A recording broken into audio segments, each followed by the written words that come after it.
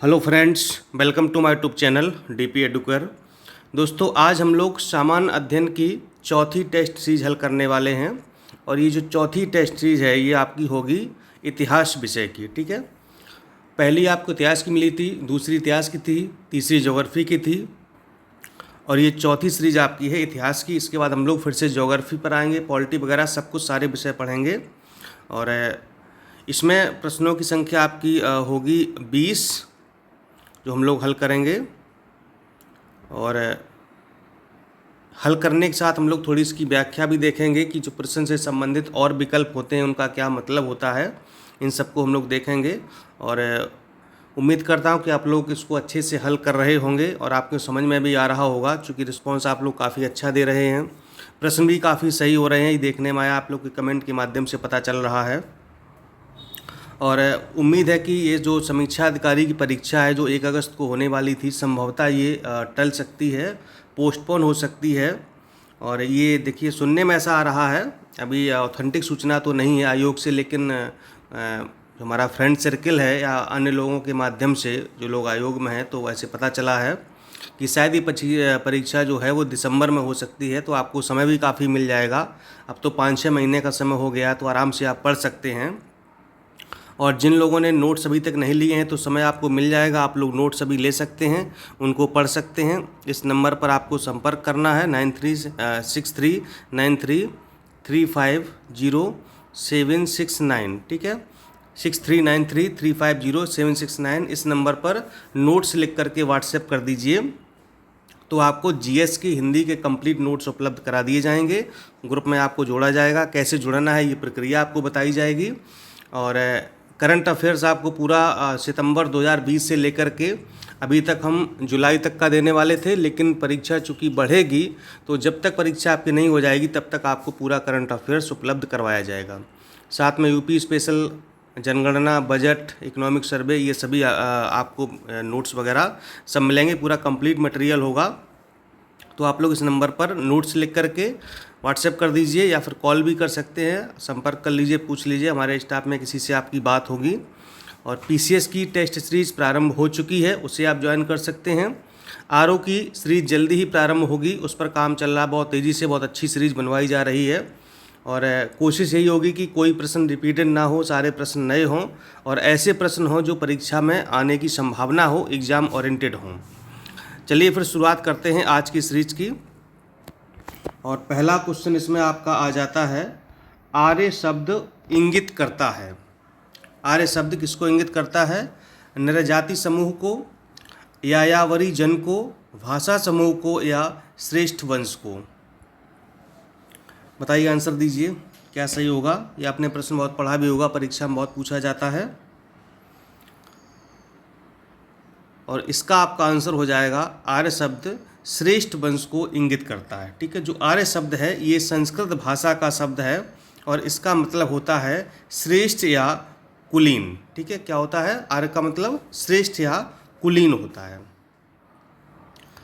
Second question पर आते हैं, सबसे पुराना वेद है यजुर्वेद, ऋग्वेद, अथर्ववेद या फिर सामवेद? सबसे पुराना कौन सा वेद है बताइए? 4 वेद होते हैं, ऋग्वेद, सामवेद, यजुर्वेद और अथर्ववेद, जिनमें सबसे पुराना कौन सा है? उम्मीद है आपने सही आंसर लगाया होगा और इसका आपका आंसर हो जाएगा ऋग्वेद। ये सबसे पुराना वेद माना जाता है।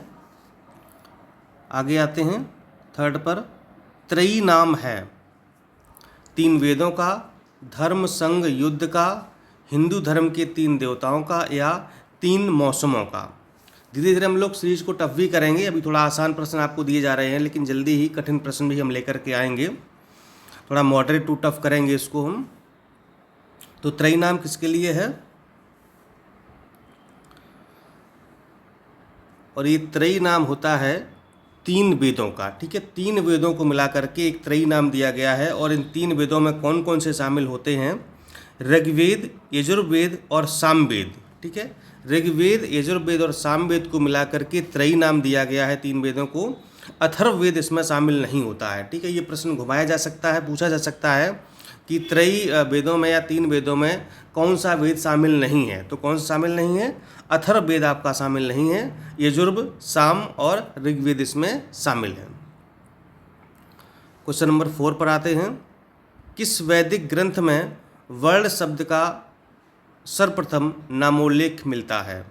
वर्ण शब्द का उल्लेख किसमें किया गया है सबसे पहले? ऋग्वेद, अथर्ववेद, सामवेद या फिर यजुर्वेद?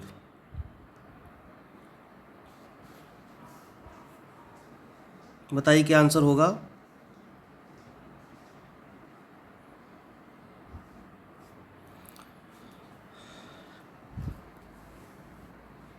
और इसका आंसर आपका हो जाएगा ऋग्वेद। ऋग्वेद में सबसे पहले वर्ण शब्द का मिला है। और ये ऋग्वेद के 10वें मंडल के पूर्व सूक्त में सर्वप्रथम एक शब्द मिलता है शूद्र, उसका भी उल्लेख किया गया है ऋग्वेद के 10वें मंडल में, ये आप याद रखिएगा। और जो वर्ण शब्द है उसका भी सर्वप्रथम उल्लेख ऋग्वेद में ही किया गया था। क्वेश्चन नंबर 5, ऋग्वेद है स्रोतों का, ये देखिए स्रोतों गलत लिख गया है, इस तरह लिखा जाएगा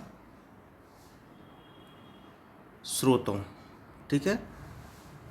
स्रोतों का संकलन, कथाओं का संकलन, शब्दों का संकलन या फिर युद्ध का ग्रंथ?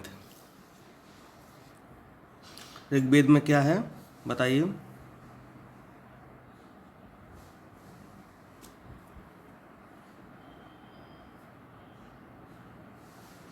आंसर दीजिए क्या सही होगा।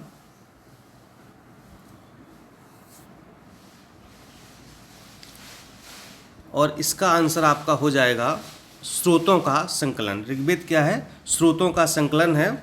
आपको बता दें कि ऋग्वेद में क्या है, स्रोत और प्रार्थनाएं हैं। और ऋग्वेद में कुल जो सूक्त हैं वो हैं 1028। कितने सूक्त हैं? ऋग्वेद में जो सूक्त हैं वो 1028 हैं। और 10,552 क्या है इसमें? ऋचाएँ हैं, या इनको मंत्र भी कहते हैं या श्लोक कहते हैं, ठीक है। और आपको ये पता ही है कि सबसे प्राचीन से वेद माना ही जाता है, ठीक है। तो इसमें जो सूक्त हैं वो कितने हैं? 1028 हैं। और ऋचाएँ या श्लोक या मंत्र कितने हैं? 10,552 हैं। और इसमें स्रोत और प्रार्थनाओं का संकलन किया गया है। चलिए आगे बढ़ते हैं। गोपथ ब्राह्मण संबंधित है। गोपथ ब्राह्मण किससे संबंधित है? यजुर्वेद से, ऋग्वेद से, अथर्ववेद से या फिर सामवेद से? बताइए क्या आंसर होगा।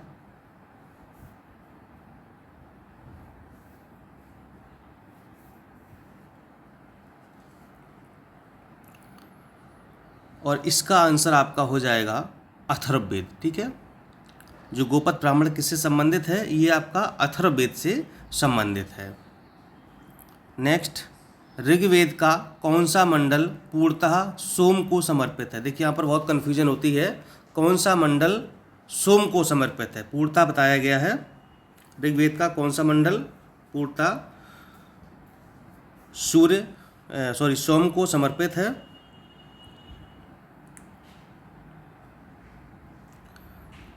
और इसका आंसर आपका हो जाएगा सी, 9वां मंडल। जो ऋग्वेद का 9वां मंडल है वो पूर्णतः सोम को समर्पित है। आपको जानकारी के लिए बता दूं कि ऋग्वेद में कुल 10 मंडल हैं, ठीक है। और इसके 9वें मंडल में 114 सूक्त हैं, जिनको हमने भी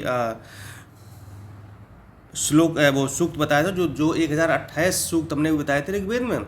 तो 9वें मंडल में 114 सूक्त हैं जो कि पूरी तरह से सोम को समर्पित हैं। और ये पूरा का पूरा मंडल सोम को ही समर्पित है, ऋग्वेद का 9वां मंडल। यज्ञ संबंधी विधि विधानों का पता चलता है ऋग्वेद से, सामवेद से, ब्राह्मण ग्रंथों से या फिर यजुर्वेद से? यज्ञ संबंधी विधि विधान यहाँ पर पूछा गया है। क्या आंसर क्या होगा?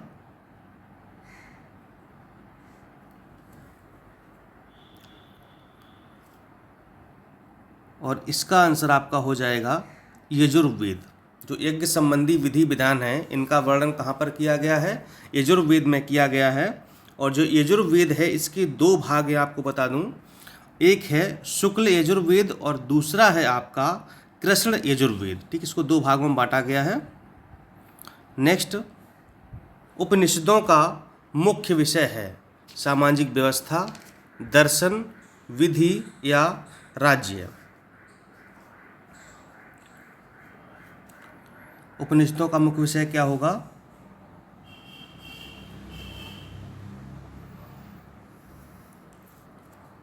उपनिषद क्या है? एक प्रकार की ये पुस्तकें होती हैं, ठीक है, और ये जो पुस्तकें हैं उपनिषद की, ये दर्शन पर आधारित होती हैं, ठीक है।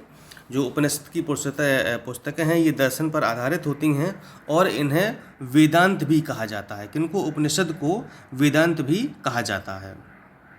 नेक्स्ट, नचिकेता आख्यान का उल्लेख मिलता है अथर्ववेद में, शतपथ ब्राह्मण में, कठोपनिषद में या बृहदारण्यक उपनिषद में? नचिकेता आख्यान का उल्लेख कहाँ मिलता है?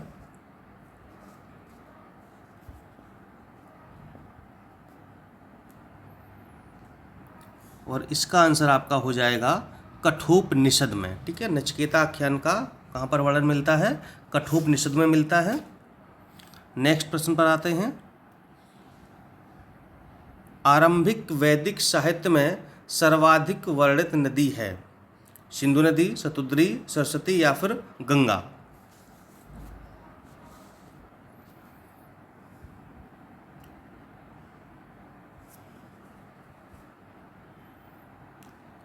आरंभिक वैदिक साहित्य में सर्वाधिक वर्णित नदी यानी सबसे ज़्यादा वर्णन किसका किया गया है?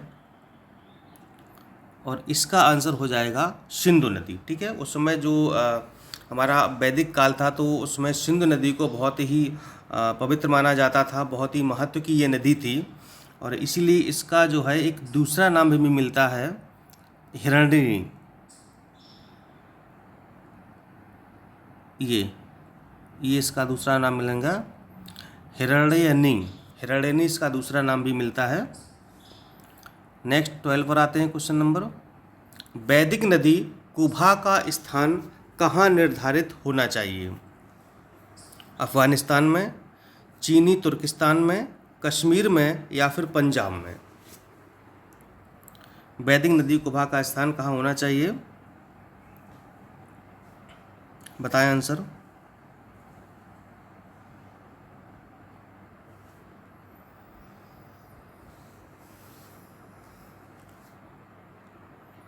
और इसका आंसर आपका हो जाएगा अफ़गानिस्तान, ठीक है।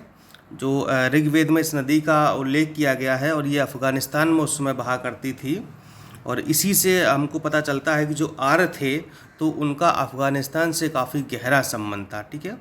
और ये एक जगह है काबुल, तो वहाँ पर ये बहा करती थी कुभा नदी अफ़गानिस्तान में, काबुल में। नेक्स्ट आते हैं। निम्नलिखित में कौन सी वह ब्रह्मवादिनी थी जिसने कुछ वेद मंत्रों की रचना की थी? लीलावती, गार्गी, लोपामुद्रा या सावित्री? ब्रह्मवादिनी कौन थी जिसने कुछ वेद मंत्रों की रचना की थी? क्या आंसर होगा?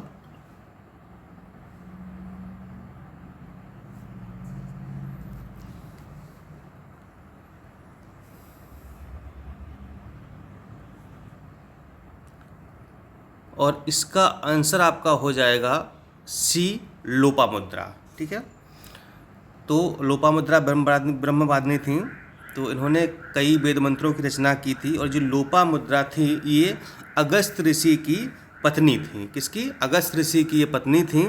और लोपामुद्रा के अलावा भी कई विदुषी स्त्रियों का उल्लेख मिलता है, जैसे कि अपाला, घोषा, विश्वसारा, इन्होंने भी कई वेद मंत्रों की रचना की थी। मतलब ये उस समय काफ़ी वैदिक साहित्य में रुचि रखती थी, तो वेद मंत्र वगैरह इनका जो है संकलन वो करती रहती थी। नेक्स्ट, ऋग्वैदिक काल में निष्क किस अंग का आभूषण था? कान का, गला का, बाहु का या फिर कलाई का? निष्क, ये आपने सुना होगा नाम।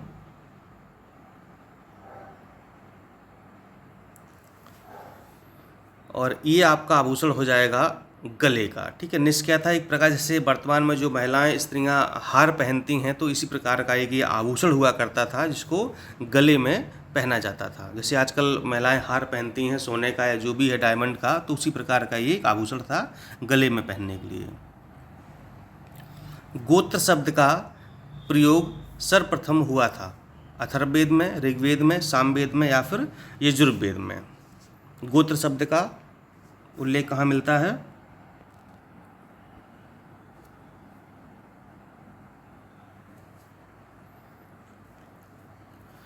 और गोत्र शब्द का उल्लेख आपको मिल जाता सबसे पहले ऋग्वेद में, ठीक है। और इसका गोत्र का जो मूल शब्द है उसे गोष्ठ कहा जाता था। गोष्ठ, गोष्ठ है ये ठा है, इस तरह से लिखा जाएगा ये गोष्ठ। उसका गोष्ठ से ये गोत्र बना हुआ है, ठीक है। किससे संबंधित है? ऋग्वेद से संबंधित है। ऋग्वेद काल में जनता निम्न में से मुख्यतः किसमें विश्वास करती थी? मूर्ति पूजा में, एकेश्वरवाद में, देवी पूजा में या फिर बलि एवं कर्मकांड में? बताइए, बहुत अच्छा प्रश्न है, पूछा जा सकता है परीक्षा में।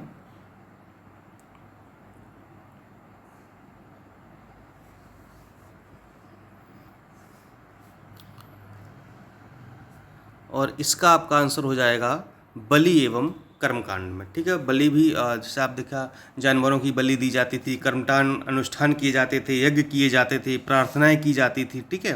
तो उस समय जो है उस काल के लोग बलि और कर्मकांड में सबसे ज़्यादा विश्वास करते थे। नेक्स्ट, प्राचीन काल में आर्यों के जीविकोपार्जन का मुख्य साधन क्या था? कृषि, शिकार, शिल्प कर्म या फिर व्यापार?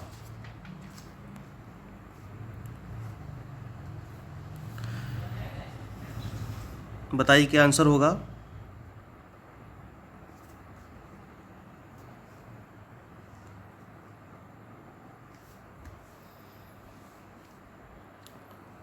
और आपका मुख्य साधन हो जाएगा कृषि। जो प्राचीन काल के आर्य लोग थे ये कृषि और पशुपालन करते थे, इसी पर इनकी जो है पूरी तरह से जीविका का उपार्जन था। कृषि करते थे, पशुओं को चराते रहते, उनको पालते थे, इस प्रकार से उनका जीवन यापन होता रहता था। ऋग्वेद में उल्लिखित यव शब्द किस कृषि उत्पाद हेतु प्रयुक्त किया गया है? जौ, चना, चावल, गेहूँ? ये तो आप लोग बता देंगे तुरंत, बिल्कुल। और इसका आंसर आपको पता ही होगा कि जौ के लिए इसको इस्तेमाल किया गया था, यव, जौ। नेक्स्ट क्वेश्चन, ऋग्वैदिक धर्म था बहुदेववादी, एकेश्वरवादी, अद्वैतवादी या फिर निवृत्त मार्गी? और इसका आंसर आपका हो जाएगा बहुदेववादी। कैसा धर्म था ये? बहुदेववादी। और लास्ट क्वेश्चन आज का हो जाएगा, निम्नलिखित में से किसे ऋग्वेद में युद्ध का देवता समझा जाता था? अग्नि, इंद्र, सूर्य या फिर वरुण?